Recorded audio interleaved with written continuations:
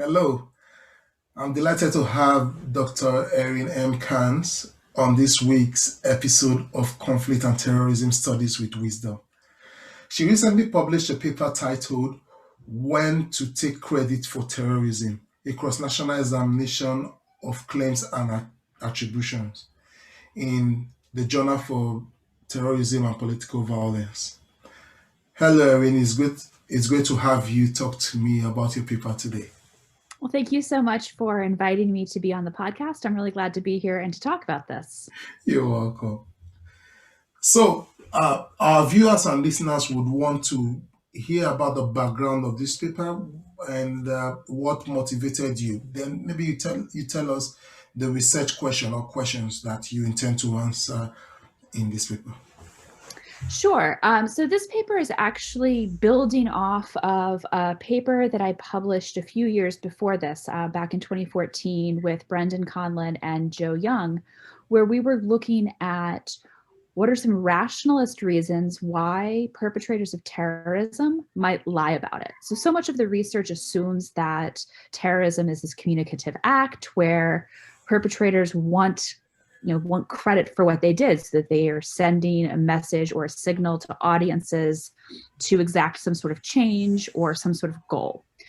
But when we look at the data, we see that a lot of times, attacks either aren't actually claimed by whomever perpetrated them, or there's other reasons why it still might be strategic and rational for a group to lie about terrorism. And in the original paper, which was published in Studies in Conflict and Terrorism, we fleshed out some of these theoretical arguments. And then this paper was an attempt at actually empirically testing some of those theoretical arguments about why a group would perpetrate an attack but not claim credit for it. And then also adding in attributions of credit. So when the group didn't actually claim credit for the attack, but there's still reasonable enough evidence to attribute it to a specific group. So, ISIS might not have said they did this attack, but all of the evidence points to them, so we can reasonably guess that they were the perpetrators. And that's really sort of a gap just in the literature that we had identified, is that there isn't a lot of work that's been done about these issues of claims or not claiming credit for terrorist attacks. Great. Yeah, I would like to know why an insurgent group would not claim credit for an attack that it has done. So, what's your core argument? Yeah, so the core argument is that there are strategic or rationalist reasons focused really on the attack itself, that as well as the competitive environment, what else is going on in that time and place, that influence the likelihood that an attack is claimed or not, and also the likelihood that an attack that's not claimed is attributed to a group still. Okay. And how did you test this? How did you test this argument? What method? Painstakingly. Yeah. So I used data from the Global Terrorism database to identify all of the attacks that we would look at, or that I looked at from 1998 to 2016. And these were over 160 different countries. And using variables within the Global Terrorism database, first creating the outcome variable. So was the attack claimed by the perpetrator? Was it not claimed, but it's credibly attributed to a group? Or was it neither claimed nor attributed? And then looking at some of the other factors in the environment and about the attack itself that would influence potentially whether or not an attack would be claimed, unclaimed but attributed to a group, or unclaimed and unattributed.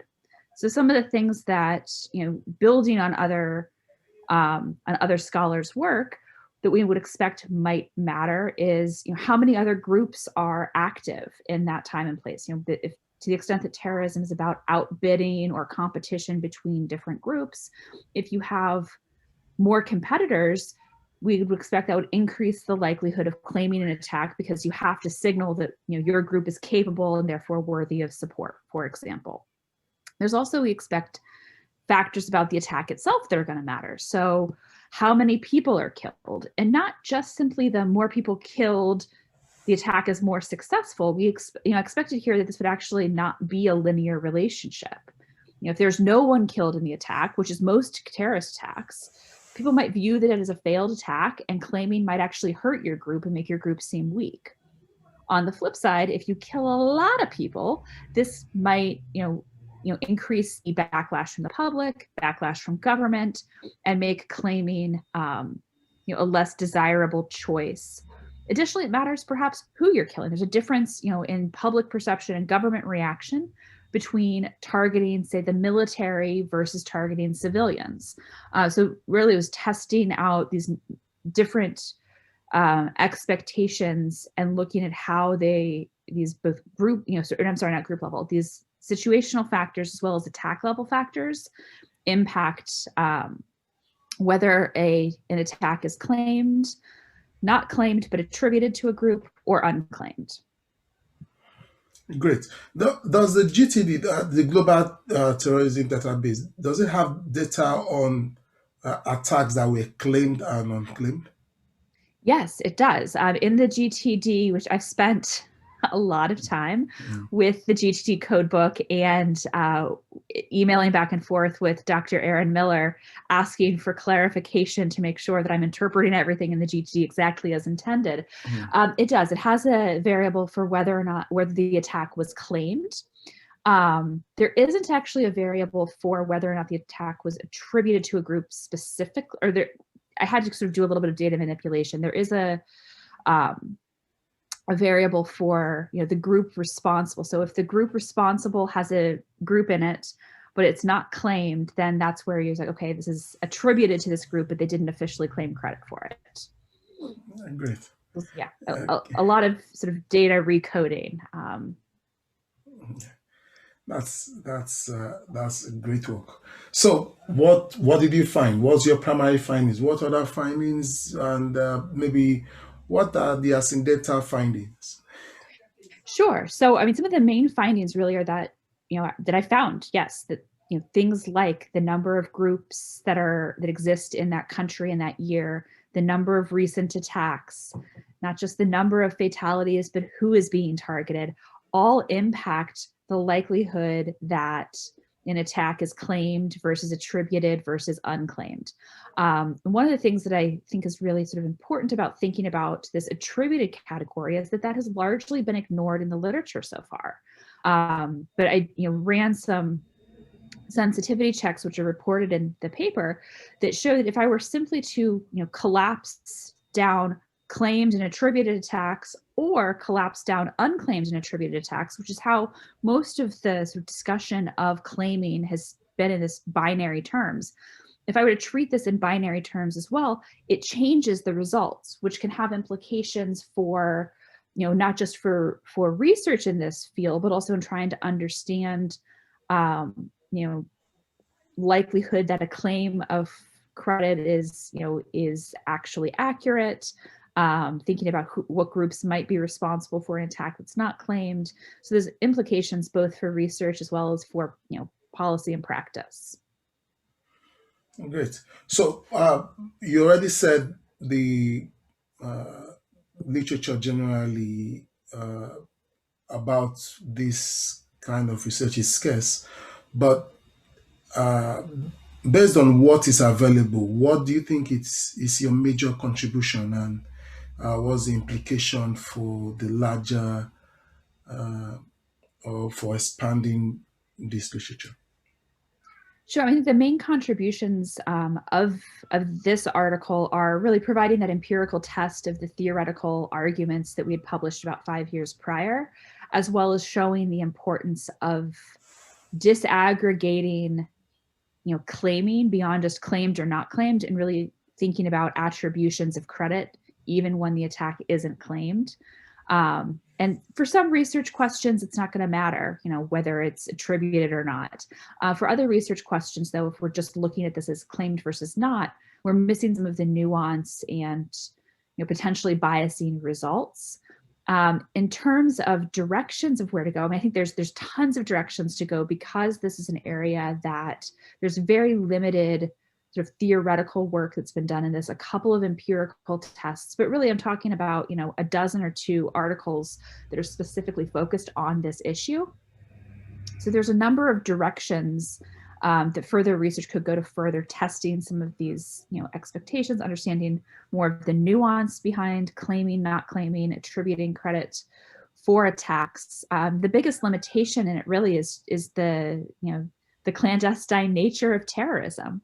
And that just because a group claims credit, we don't know for sure that that group is really the one responsible. Think about ISIS. They claimed credit for plenty of things that they had no actual responsibility for. The other big limitation is that, without knowing the group actually responsible, you can't look at how group level factors like ideology, group age, group size impact claiming, because you can only look at that if you know the group is definitely responsible or almost certainly responsible, which is not possible since most attacks are neither claimed nor attributed.